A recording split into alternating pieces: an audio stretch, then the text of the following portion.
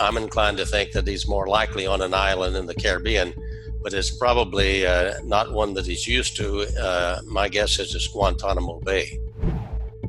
Hey friends, Sean from SGT Report here. Thank you so very much for tuning in. A shout out to my patrons and a very special thank you also to one of this channel's sponsors, Virtual Shield.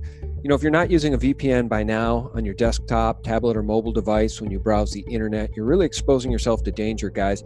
At some point, you have to get a VPN. But what is a VPN? It's a virtual private network that allows you to create a secure connection to another network over the internet. Check it out. I'll show you how this works. You can see me here on my website, thelibertymill.com. I've already installed Virtual Shield. I just go up to this little icon, the shield up there in the upper right-hand corner. I click it, and then I connect to Virtual Shield. And now you can see that my IP address says that it's coming from Chicago, Illinois. I don't live anywhere near Illinois. So that's how a VPN works. Very simple to do. Go to virtualshield.com and download the free 30-day trial and install it, then just click connect like I just showed you. This month, Virtual Shield is offering a back-to-school celebration special of 20% off all VPN plans and all premium add-ons, including Protection Plus, residential access, monthly maintenance, phone support, and VIP performance plans for as low as $3 a month. So sign up for your free 30-day trial. Protect your personal data now with a VPN. Try Virtual Shield. I'll leave the link below this video. Hey friends, Sean from SGT Report here. Thank you so very much for tuning in, and a special thank you to my patrons for helping keep us in the game. It's wonderful to have you guys back, and I'm glad to have back on the line our friend Wayne Jett. He's the author of The Fruits of Graft, Great Depressions Then and Now, and his great website, classicalcapitalism.com. Wayne, welcome back. Thank you very much for having me, Sean. Great to be here. Well, it's great to have you back, and I wanted to talk a little bit today about the deep state and what appears to me to be the, if he is actually dead, the deep state murder of Jeffrey Epstein. Now, of course, according to the New York Post and other mainstream outlets, Jeffrey Epstein hanged himself with a prison bed sheet. But what's ironic about that is that the Epstein bedsheet hanging explanation has been contradicted by a former inmate who says the bed sheets were not much stronger than paper. Wayne, does it sound plausible to you that a grown man weighing some 200 pounds could wrap a bed sheet, even if it was a real bed sheet, around the top of a bed and then lean himself into death? Does that make any sense to you? Well, I'm not very good at estimating those things because I haven't had much experience, fortunately. But I don't hold with the view that a suicide has been committed or that he is deceased. My opinion, I won't go into great detail about why I think so, but I'm inclined to think that he's more likely on an island in the Caribbean, but it's probably not one that he's used to. My guess is it's Guantanamo Bay. So in that circumstance, he would be finally in a situation that his security could be assured and his interrogation could go forward there. I think in all the circumstances that he is involved in, that national security almost certainly, in my mind, it is certainly involved, and that there would be every reason for military involvement in his interrogation and trial and so forth. Whether it would be a military trial is a different matter, but clearly his security is very much an issue in terms of something that has to be assured or should be assured. And I think in the circumstances, I'm pretty convinced that he's both alive and secure, and that I suspect the president is fully aware of that, but I don't expect that he would say anything about it. All right. Now, what you've said is very, very interesting, and that's why I love having you on. I didn't think you'd say what you just said. Now, I don't disagree that he may be alive. My inklings were very similar to yours, but the way I was breaking it down, and I've heard the argument that maybe the white hats took him into custody. Maybe he is at Guantanamo. I've heard that theory.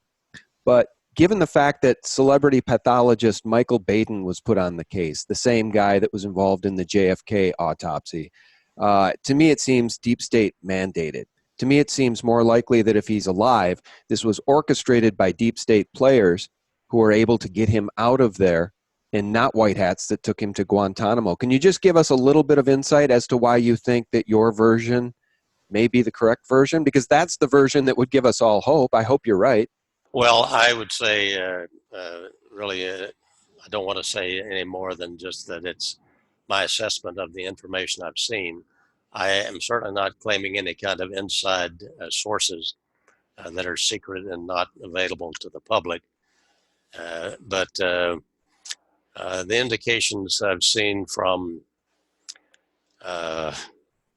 SerialBrain 2, I'll mention that source, indicate that indeed he is alive, and I suspect very much so that in that circumstance, it's not that he's in the hands of the deep state or the bad guys, because I feel quite certain that he is in their best interest to be deceased rather than still breathing. But in that circumstance, I believe that SerialBrain 2 is right, and that the indications are he's still alive, and that the president knows it, and that the white hats are in control of the situation. So I don't think I can go any further than that, because I really don't have any more than what I'm telling you to go on. But I think that's sufficient, and it's more in fitting with the balance of circumstances that I see across the board and how things are going. Sure. Well, I think this is the type of conversation that people are having about this case. And it doesn't make us crazy to ask these questions any more than it makes us nuts to ask questions about the El Paso shooting, where we're told the shooter, one shooter, even though we're showed multiple pictures, two different pictures of two different people claim to be one shooter according to official sources, shoots up the Walmart and then somehow escapes into the parking lot into his car, where he's apprehended a half a mile away, and they don't show us any video backing up the official story. So it makes sense that people have questions regarding the supposed death of Jeffrey Epstein, because now the official story is, according to a source, he hung himself from a bed sheet. But according to a former inmate, he says, and I quote, "You have sheets, but they're paper level, not strong Yes. enough." He was 200 pounds. It would never happen, said the former inmate. So again, the official story doesn't add up. And I think in the case of Jeffrey Epstein, just as I've requested in the case of the El Paso shooter, show us the video, show us proof. Now, in the case of Epstein, evidently, conveniently, just like at the Pentagon on 9/11, they can't show us the video, but can we demand some proof of death? If he's actually dead, Well, what would the proof of I death think be? we're not going to get it at the present time. We'll be told by the white hats when it's time for them to reveal the truth about it. Sometimes it's better for them to be able to operate in confidentiality. Certainly, they wouldn't have broadcast that they were going in to take him out, to take him someplace else. Those things can be very problematic, I'm sure, in making that operation successful. But you put it all together, yes, the Ohio and El Paso so-called official stories fit right in with so many other false flags that we've seen in the past. I don't even want to go back the number of years we've seen them here in the United States. Those, to me, are tip-offs that we have false flags in these two outrageous events. Just recently, the fact that Epstein's official story of his so-called death doesn't make sense or doesn't hold water. It fits right in with the rest of it. So it's no surprise in that regard. And I think most people probably in your audience have come to that conclusion. But there is still much to be done. And I think Epstein will turn out to be still an operative factor in that, and one that will be highly beneficial to the white hats, the government, the president, in terms of being able to get the facts out of what's been done. I would love to see our ability to stifle these false flags. I call false flags in the sense, please understand, that I'm not contending whether the people didn't die or anything of the sort. What I'm saying is false is the flag that the shooter flew under or acted under is a false flag, giving an indication that his sponsor or his cause was different, falsely conveyed, so that as to cover up the real culprit or the real motive behind the act that was done. So that's the false flag we're talking about. It's like a pirate ship flying under the flag of a friendly nation when it approaches another ship in order to get close, and then runs up the skull and crossbones when it's ready to go. That may be out of date, but I think it's an example everyone understands. Yeah. Well, and those of us that recall the USS Liberty attack by the Israelis can well understand. Well, let me ask you this, Wayne. Let's talk about other deep state players for whom justice may be coming. This post from Q on August 1st, one of the last posts from Q, post 3569, bigger slam dunk charges coming, public understanding of events just around the corner. And he posted this article, he shared this link to a Fox News article about Comey, in which it stated that the DOJ will not prosecute Comey for leaking memos after IG referral.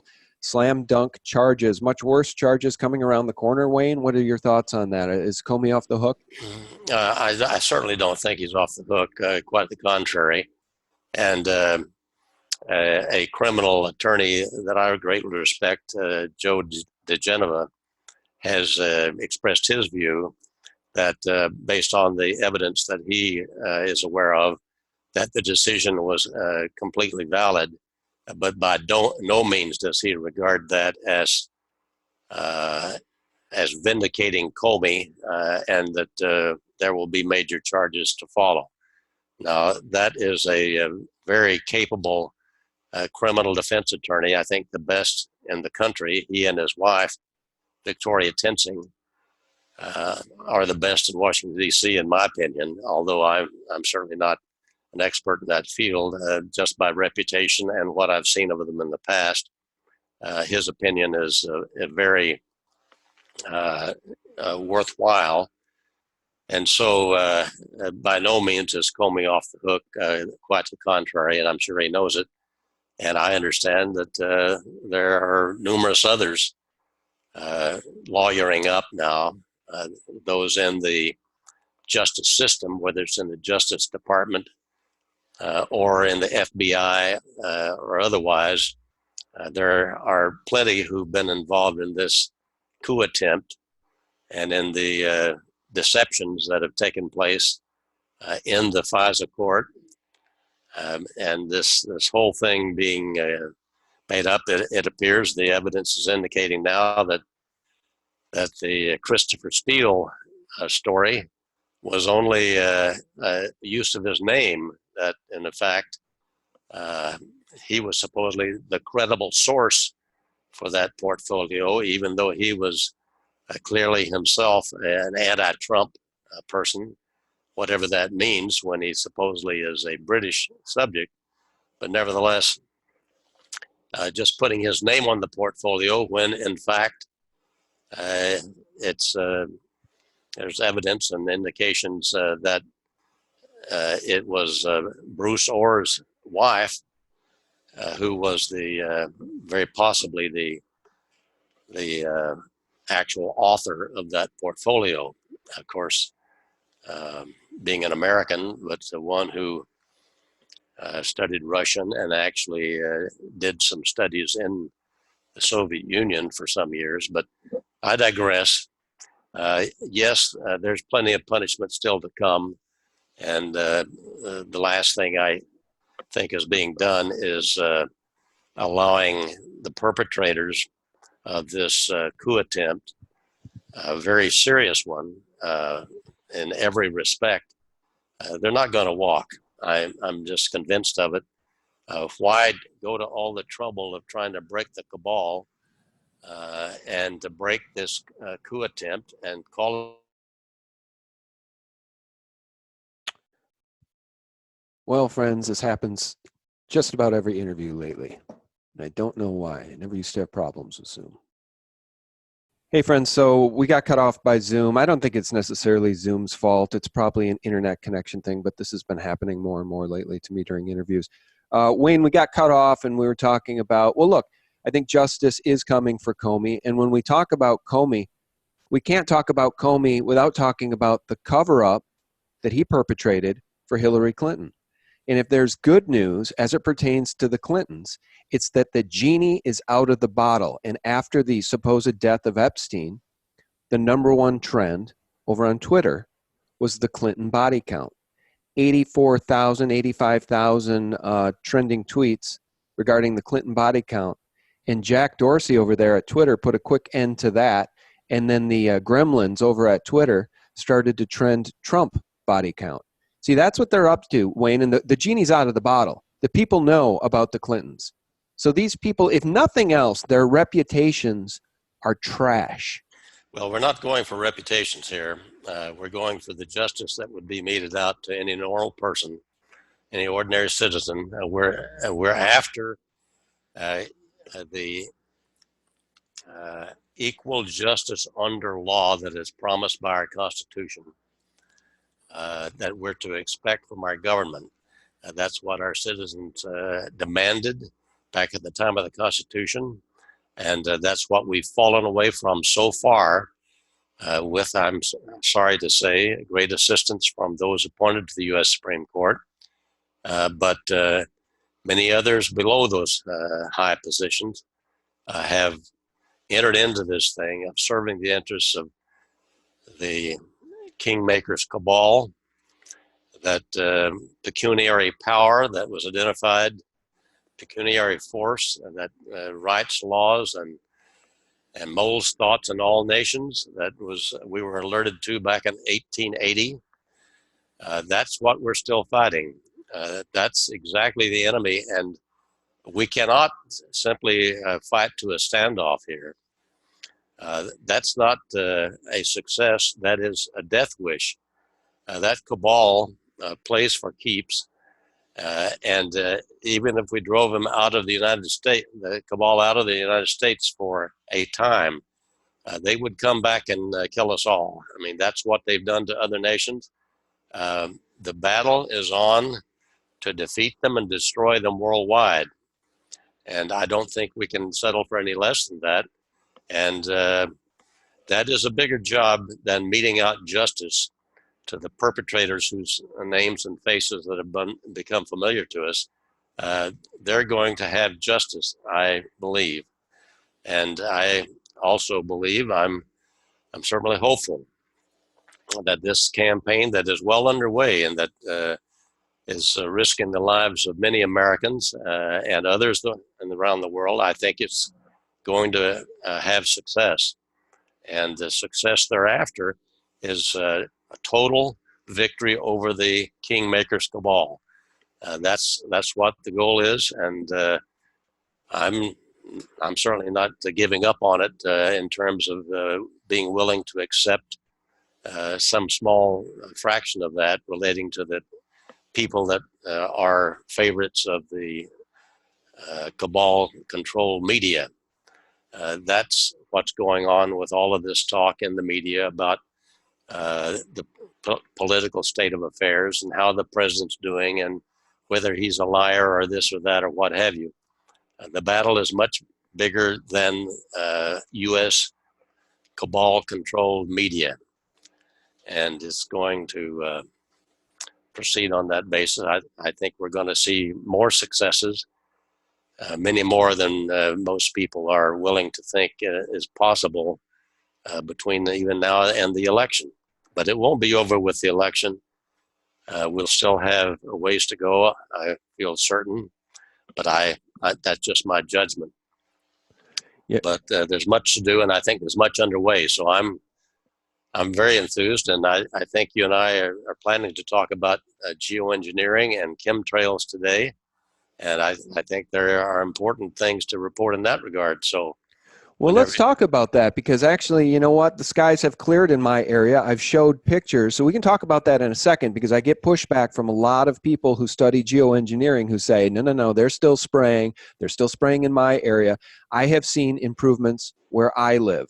That doesn't mean it's improved across the country. So we can talk about that in a second. But before we get off this Clinton issue, yes. I wasn't suggesting that just because her reputation is now destroyed and his legacy and his reputation is now destroyed, that justice has been served. I'm just saying the genie's out of the bottle, and these people, as Q has said, one day won't be able to walk down the street. And what was coming out with the Epstein information was that people like Prince Andrew, Bill Clinton, Hollywood actors and elite, Israeli Prime Minister Ehud Barak, and many, many other high-level people were going to Epstein Island.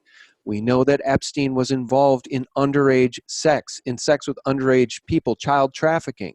So if we extrapolate out a bit further, and then we'll get off this topic, remember the whole issue of Pizzagate and the Podesta emails and Comet Ping Pong and the Alefantis-owned businesses, and GQ calling Alefantis the 50th most powerful man in Washington, D.C. He owned a pizza shop.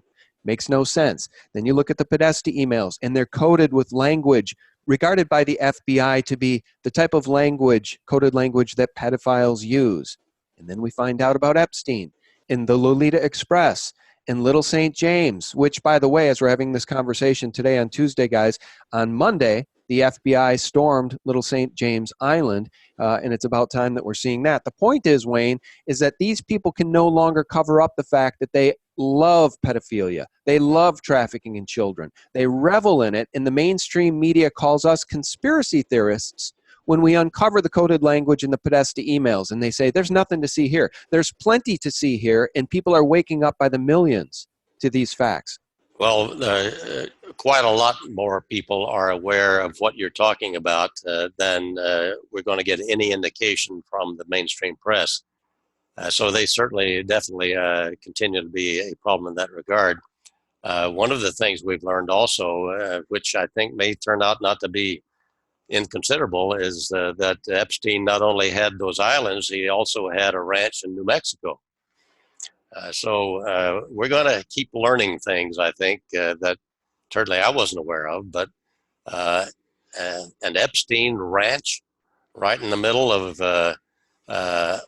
much larger property, and bought by the same family that owns all the land around them, that is perhaps the most politically powerful family in the state of New Mexico. I would think we're probably going to learn some things that we had wish didn't happen from that source, but let's see how that goes. We are making progress, and I think that's going to continue. I don't see us slacking off.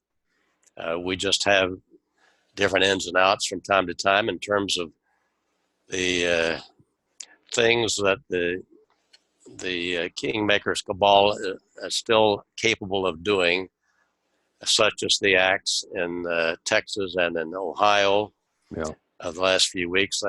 It's a horrible thing to subject the country to, but it's a kind of terrorism that I'm sure Europeans can identify with from the times before and after World War II.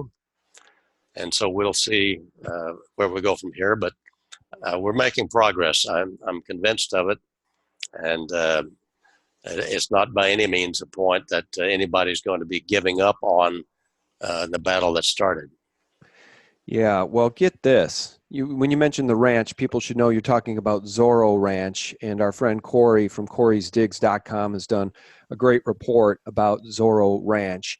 So you guys can learn more by going over to that SGT-sponsored website, corysdigs.com. We like Corey's work. She does great work. They fix everything, which is why people wonder if the deep state went in there and hustled him out of prison. You're saying the white knights did it, the white hats did it, and gosh, I do hope you're right about that. But the bottom line is that people don't necessarily believe that Jeffrey Epstein is dead. All right, we can move on. Let's talk about geoengineering. You mentioned SerialBrain earlier. I've mentioned SerialBrain too, just a couple of times in videos, saying I'm highly suspicious. I'm a skeptic of all of the things SerialBrain 2 says in the decodes, because so much of it is such good news. Almost, if it's too good to be true, it probably is, type of thing, Wayne. As far as geoengineering, some of the claims from SerialBrain 2 are that President Trump is retaking control of the skies and he's ending the chemtrailing program. Your thoughts on that? Well, let me say one thing in a preliminary matter in regard to SerialBrain 2 and his role. I think you would recall in the campaign last year, the congressional campaign, off-term election, so forth, there was a rally by the president. I believe it was in Montana. And during that speech, he did a little ad-libbing, as is often the case in his public speaking arrangements, and very at ease. But at the same time, this one was in particular one that caught my attention.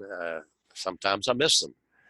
But he did a little ad-libbing in which he was kind of talking with himself about, the brain's connected with the mouth connected with the brain. Which is more important, the brain or the mouth? The brain or the mouth? Yeah. He did a series of mentioning of the brain. And of course, SerialBrain 2 is known for writing only, never speaking. I would say, in my opinion, that that would be necessary in his circumstance in order that he not be identifiable with a voice search or things of that sort, voice identification. But nevertheless, he writes only. I say he, that's just my supposition. I don't know whether it's a person or a group or what, but best I'd understand, my interpretation of what I know about it is that he is a man and a person as opposed to a group. But his approach is to use and try to teach others a method of decoding called gematria, something that I had certainly not been familiar with before. And in that circumstance, he demonstrates to others how he decodes messages that he sees from the president. And in that, putting all of that together, his approach to decoding uses a means of counting credits to capital letters and so forth in the English alphabet is the one he uses primarily, although there are other alphabets that can be used as well. And when that happened with the president in Montana, it seemed to me the president was clearly giving a proof that SerialBrain 2 is the real thing. And SerialBrain 2 makes no bones about it. He says he's interpreting coded messages from particular persons, and ordinarily they are from the president. Just as there have been a number of proofs in the Q circumstances, proofs that indeed Q is receiving intelligence from the highest levels of our government with the president's approval. This proof to SerialBrain 2 certainly caught my attention to make it appear that it fits with the types of interpretations that SerialBrain 2 is doing. Now, with that having said, that's just the backup for why I have been so interested in several communications that SerialBrain 2 has given to us since we last spoke. And actually, fairly recently, I can't remember the exact date in which the first one came out, but I wrote about it twice during the month of July. The first one I practically knocked me off my chair because there had been no mention by any official, to my knowledge, of geoengineering or chemtrails. Any official acknowledgement by anybody. Always a denial, always a conspiracy theory, always poo-pooed by the mainstream media. But in one writing or posting by SerialBrain 2 in mid-July, I think it was about the 14th of July, he made several interpretations of messages in regard to geoengineering chemtrails, and they were blockbusters. They not only admitted expressly that the geoengineering was being done, but that it was being done worldwide, that it was being done controlled by the militaries around the world, and that they were extremely harmful to life, to human beings. Well, and let's be clear about that. So for those who don't believe that chemtrails are real, and we get the idiots that say it's just contrails, all right, so it's been verified. This is widely acknowledged. They have been, in the name of curbing global warming, they say, there has been a program to spray aluminum and barium and other toxins in the sky to try to deflect the sun's rays to prevent global warming, etc. It is harmful to soil. It's harmful to people. It's a terrible program. I think it's a eugenics program to some degree, Wayne. And so coming from SerialBrain is that not only is the president taking control of the skies, if you see any more spraying, those are healthy sprays to counter the bad sprays, which I think is just a road too far. I don't think there's any such thing as healthy sprays. But anyway, so that's where I draw the line. But I just look, from my perspective, the skies have been 98% better where I live since around July 4th or the week after. I've seen vast improvements where I live. Blue skies on a daily basis, and when they're clouds, they're puffy, natural, actual clouds. Well, let me just add to that a little bit. I understand your point, and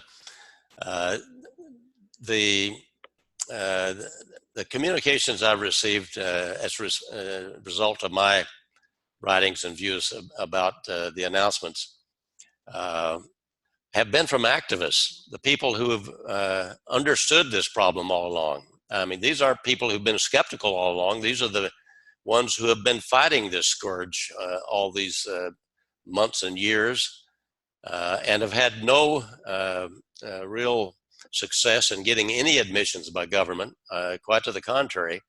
And yet these are the people, in large part, not in all situations, but in large part, the communications I've seen is that they're reporting much improved circumstances in their skies. And I have to report the same thing from my own observations.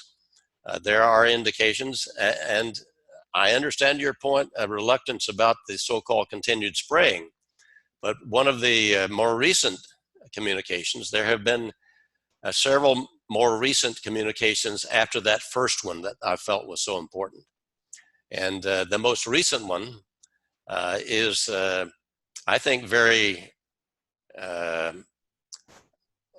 potentially decisive in terms of the importance of this willing to go that extra mile on why the additional spraying. The technology of these sprays has been far more complex and dangerous than what I've been able to understand. One of the most recent SerialBrain 2 communications included a link to a video discussion by a young scientist, I believe located in Britain. And he was telling about the nature of the technology put into the chemtrails, into the, it's not just a matter of spraying metallic particles. They have been spraying other things, including what this link and the scientist in it describes with a high degree of intellect. The nanobots that have been sprayed in those aerosols are not just metal. They are bots of a nano-sized, that's 50,000 within the space of an inch, that are actually capable of getting inside the body and then being programmed from outside to do various things, crawling through the body, causing lesions that appear to have been the kinds of causes that people suffering Morgellons disease have that affliction from the chemtrails, from the geoengineered nanobots that have been, we're all subjected to those things, but the explanation given by SerialBrain 2 is that only people whose health systems have been debilitated either by treatment with such things as antibiotics or what was called, I think, poisons put in vaccines, matters of that kind. If the system of the person is debilitated in such a way as to allow these things to grow inside, then they are afflicted with this Morgellons. Healthy people, however, have a resistance to them, even though they're inside you. And so in that circumstance, he makes the point that that is the reason in large part for this continued spraying. It's not something they wanted to do or just jumped at the chance of here's an excuse for why you're still seeing things in the sky. No, it's necessary in order to try to cure those people. Now, here's another thing in terms of observations of what you see in the sky. I've had the chance just this last weekend to spend a little more time watching through an atrium window for a couple of hours to see what the sky is like in my area. And certainly it's possible to see a difference in the clouds, even though there has been a limited amount of continued spraying. One way is that when the metal particles are not there, even though the clouds may have been sprayed, the sun gets through them, and so you can see the white on the other side of the cloud, even when the sun is behind it. It's not the dark blockout of sun that has happened, particularly at sunset when you see the purple sides of the clouds. That's when the metals are there and they're able to just block the sunlight from getting through. I noticed both that, and I also noticed that I no longer see wave patterns in the clouds, which used to be quite recently. It used to be very noticeable that you'd see these wave patterns that clearly were radiation being directed against the clouds, and that radiation, that electromagnetic radiation, for two purposes.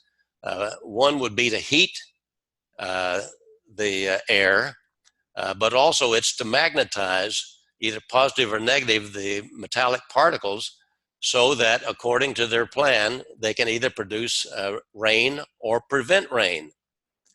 Now, what I'm seeing presently, what I saw this past weekend, is even clouds that had the appearance that they could have resulted from spray did not have the waves in them, and therefore I believe they are not being subjected any longer to the magnetism or to the heating.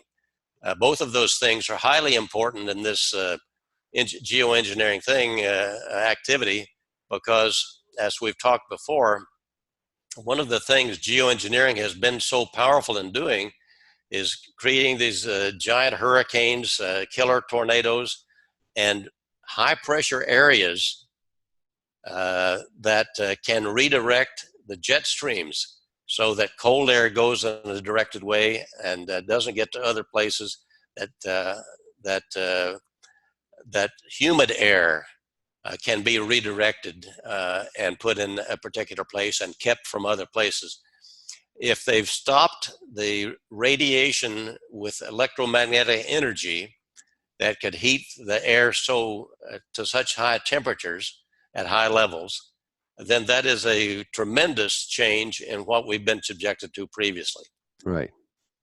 Right. All right. Well, it's didn't mean to be so long, but no, that's fine. Yeah. You know what? The background on this stuff I think is really important. And the folks that believe that the spraying has not stopped are absolutely entitled to that belief. I'm not saying that the spraying is stopped entirely, but look, we're trying to see our cup as half full wherever we can, and we know that many good things have happened with President Trump in the Oval Office, whereas if the witch had gotten into the Oval Office, it would have been game over for this country and basically humanity, Wayne. There would have been no way out. There would have been no escape hatch for us if the witch had gotten in. She was a Rothschild puppet, a Soros puppet, an avowed globalist, and by my research, an actual practicing witch. So a woman who practices witchcraft. I'm not saying that hyperbolically. Well, my term for her lately has been the closer.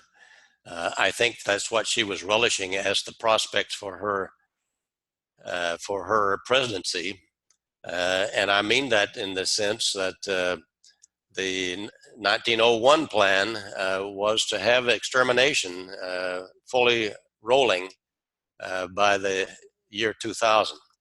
And yes, they were somewhat behind in schedule, but in any event, we dodged that one, I think, and we're still in the process of continuing to dodge as far as the plans they would have for us if they're successful. But I think we're on the counteroffensive, and I think they're on the retreat. I think that's the case. If we have time, we can talk a little bit about the Federal Reserve.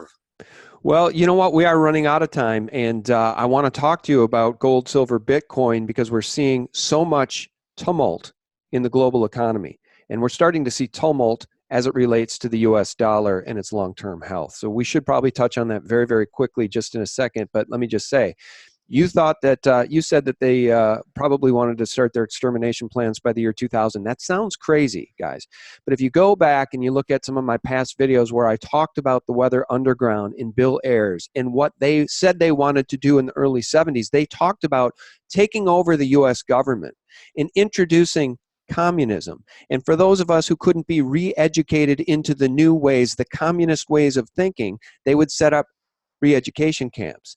And for those who couldn't be properly re-educated, they would have to be exterminated. And by the Weather Underground's own estimates, that would be north of 20 million Americans, Wayne. So this isn't conjecture. These people are actually crazy. They actually would be willing to exterminate human beings that don't advocate their sovereignty to communism. Well, the 1901 book by H.G. Wells got him an immediate invitation to the White House of Theodore Roosevelt as president, and to the palaces of every monarch in Europe, and to Stalin's Kremlin and so forth. And they had an express plan there that by the year 2000, they would have to learn how to poison people well enough to exterminate those they did not wish to exist any longer. That man was feted by the powers around the world throughout his lifetime up to the 50s. And by no means is there any indication that they had a lot more details than just exterminating people beginning in 2000. They had plans for exploring how best to kill people, such as wars or poisoning or disease or what. Vaccines. Yes, and so those things were fully written out, and this man was feted as an intellectual hero and is still celebrated by academia around the world, at least in the West today. So this has been a serious matter all this period of time. The 1918 influenza killed more people than all our wars put together, more Americans than all our wars put together. Sorry about that. And in that circumstance, yes, it has been a plan for a long time. As far as the Fed, for just a second. Well, just let me say one thing, though, before we talk about the Fed. The good news is that since 2000, imagine how nobody was awake in 2000. Then we got hit on 9/11. And then people woke up to the idea of false flag terror and the idea that what happened on 9/11 isn't exactly what we've been told. In fact, the real story is very different from what we've been told. And then we started to understand the deep state. And then we started to recognize the deep state criminals were involved in pedophilia. All of it is coming out. We are so much more awake now. This is why these people have such a big problem. This is why the cartel, the cabal, is running scared, because they don't practice behind the curtain anymore. They can't operate in the shadows. We know who they are. We know what they do. We know what they're into. And they are, as Q has said, pure evil, Wayne. That's the good news. People have woken up so incredibly much since the year 2000. To the mainstream media. Many, many more people are willing to understand and even express that the mainstream media lies to us about everything. Yeah, they do. And they lie to us about gold, silver, and Bitcoin because the Fed is the enemy. And Trump, I don't know, is he going to hyperinflate this currency? He talks about now, being willing to devalue the U.S. dollar. It's a race to the bottom. I advise people to buy physical gold, silver, and a little bit of Bitcoin, Wayne. Well, you understand that what the Fed has been involved in for years, decades, has been basically leading the move to the bottom. They've been acting like it was brilliant, according to the Keynesian economists, yes, we're devaluing the dollar. I mean, and we can, in effect, get rid of our debt that way. And the foreigners who are buying our debt and using our currency, we can default on that and so forth.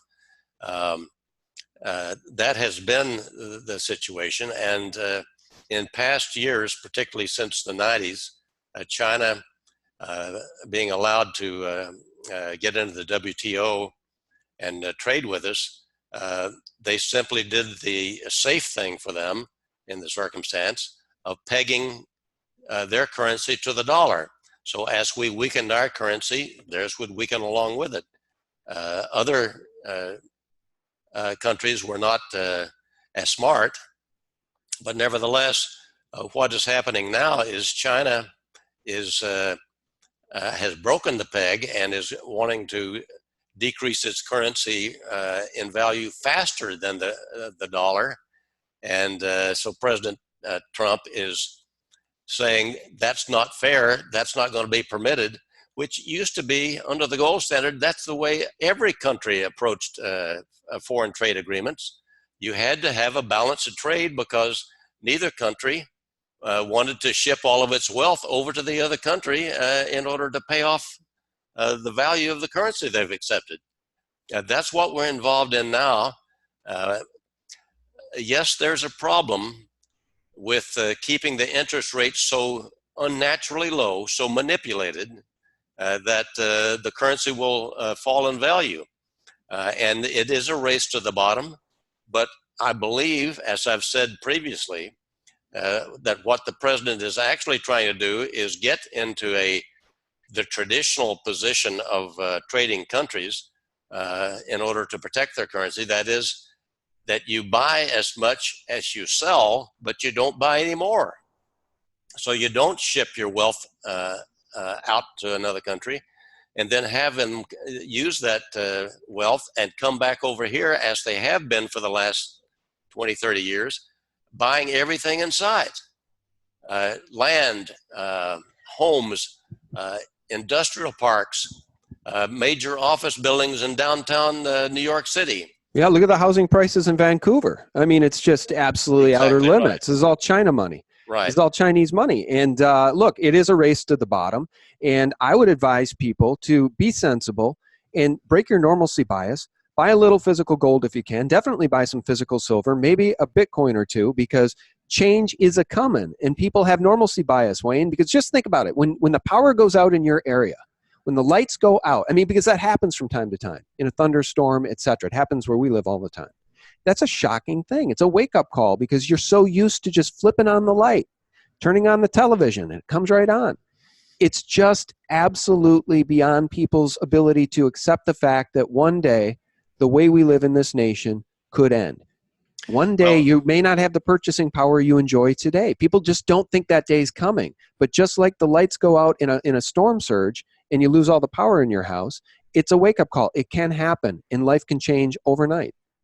Well, just for a second, yes, in terms of purchasing power, people think today, if you mention that up until 1933, you could buy an ounce of gold for $20.67. Everybody could immediately from their bank.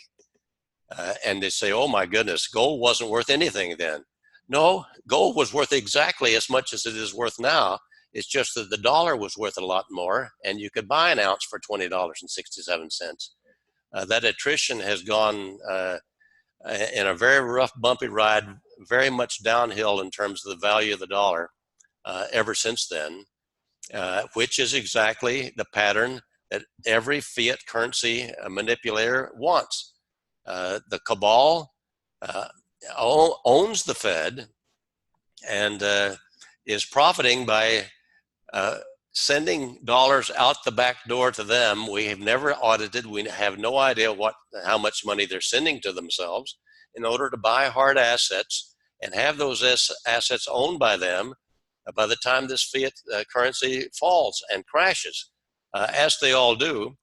I think what President Trump is trying to do is keep our economy together and keep the dollar as strong as possible, as long as possible, in order to make this transition in the trade agreements. When we get to that point, I think we're going to find that we actually do have the assets to start backing a gold-backed dollar. Now, people think that, oh, no, there's just not enough dollars or enough gold to back the dollar that way. If you have a gold-backed currency, people trust it enough, they don't insist on having the gold. They would much rather have easy-to-use currency than having to deal with the physical possession of gold if they can, but they need to have it in order to get them across this abyss of uncertainty that we don't know how we're going to make it between now and the time we have a good currency. And so in that circumstance, we have presently the president has nominated a person, Judy Shelton, to be a member of the Federal Reserve Board of Governors, who is the first outspoken proponent of a gold standard.